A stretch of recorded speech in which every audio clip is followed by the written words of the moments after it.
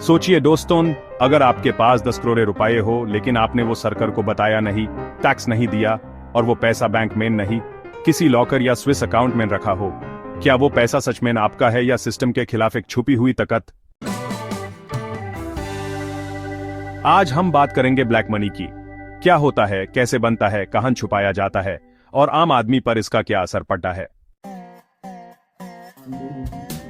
नमस्ते दोस्तों, मेरा नाम है नीराज और आप देख रहे हैं ईसी रिसर्चर, जहां एजुकेशन सिर्फ सिलेबस तक सीमित नहीं रहता बल्कि रिसर्च का रुख लेता है। तो अगर आपको टॉपिक्स को डेप्थ में समझना है और क्वेश्चन करना सीखना है, सब्सक्राइब कीजिए ईसी रिसर्चर को, जहां एजुकेशन बनता है रिसर्च।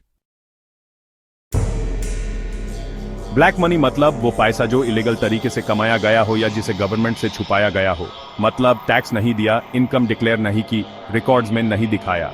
व्हाइट मनी वो होता है जो लीगल हो, टैक्स पेड हो और बैंकिंग सिस्टम में हो। मिस्टर शर्मा एक रियल एस्टेट बिजनेसमैन है। उन्होंने 10 फ्लैट्स बनाए और 5 फ्लैट्स कैश में बेच दिए बिना किसी बिल के। कैश उनके पास लॉकर में पड़ा है, ना इनकम टैक्स भरना पड़ा, ना जीएसटी। यह पैसा ऑफिशियली एग्जिस्ट ही नहीं करता। मिस्टर शर्मा ने यह पैसा यूज किया एक बेनामी प्रॉपर्टी खरीदने में, गोल्ड और लक्जरी वॉचेस लेने में और थोड़ा पैसा दुबई में भेजने में, एक शेल कंपनी के थ्रू। यह सब मिलाकर उनका पैसा बन गया black money. Under invoicing, actual bill 1 lakh rupees, invoice 40,000, बाकी ब्लैक। बेनामी प्रॉपर्टी किसी और के नाम पे, असली मालिक कोई और। Cash only deals, real estate, doctor fees, tuition बिना बिल के कैश, हवाला रूट, पैसा इंडिया से दुबई या स्विट्जरलैंड बिना ट्रेस के, black market, smuggling, fake medicine, illegal goods से इनकम। नीरव मोदी स्कैम, 11,000 करोड़ रुपए से ज्यादा का फ्रॉड। लोन्स लिए, बैंक्स को फ्रॉड किया और पैसा फॉरेन अकाउंट्स में भेजा। पैनामा पेपर्स लीक, पॉलिटिशियंस और बिजनेसमैन के नाम आए जो टैक्स हेवंस में पैसा छुपा रहे थे।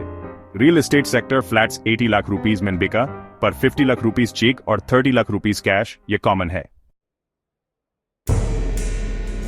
शेल कंपनीज, फेक कंपनीज बीए कर पैसा घुमाना, बेनामी अकाउंट्स, ड्राइवर या नौकर के नाम पे एसेट रजिस्टर करना, फेक डोनेशंस, एनजीओज के नाम पे पैसा घुमाना, टैक्स हेवंस, स्विट्जरलैंड, केमन आइलैंड्स जहां टैक्स लॉज लूज होते हैं। टैक्स रेवेन्यू लॉस, गवर्नमेंट के पास पैसा नहीं होता पब्लिक सर्विसेज के लिए। करप्शन इंक्रीज, पैसा वोट खरीदने, ऑफिसर ब्राइब देने में लगता है। इनइक्वालिटी बढ़ाता है, रिच और रिच, पूर और पूर बन जाता है। इन्फ्लेशन, मार्केट में ज्यादा कैश होने से चीजें महंगी हो जाती हैं। 2016 डेमोनेटाइजेशन, 500 और 1000 के नोट्स बंद किए गए। 2017 benami transactions act, benami property पी एक्शन। 2016 plus income declaration scheme, voluntary disclosure offer. Now digital payments push, cash कम करो, ट्रांसपेरेंसी बढ़ाओ। Ongoing FATCA, DTA, Swiss agreements, foreign black money trace करने की कोशिश। आपको क्या लगता है, क्या ब्लैक मनी सिर्फ रिच लोगों का गेम है? क्या डिमोनेटाइजेशन सच में ब्लैक मनी खत्म कर पाया? कमेंट करके बताइए यस या नो, और अपनी सोच जरूर शेयर करें। ब्लैक मनी सिर्फ एक इकोनॉमिक इशू नहीं है, ये सामाजिक और न्यायिक समस्या भी है। नीराज, जब कोई डॉक्टर बिना बिल के पैसा लेता है, जब कोई पॉलिटिशियन वोट के लिए पैसा बांटता है और जब एक रिच आदमी स्विस बैंक में पैसा छुपाता है, तो उसका असली नुकसान होता है एक गरीब स्टूडेंट, एक पेशेंट, एक बेरोजगार यूथ का। नीरज, हम सबको मिलकर सिस्टम को सुधारना होगा, एजुकेशन, अवेयरनेस एंड अकाउंटेबिलिटी से। अगर आपको ये वीडियो इंफॉर्मेटिव लगा तो लाइक जरूर करें, शेयर करें जिसे और लोग ब्लैक मनी के पीछे की सच्चाई समझ सकें।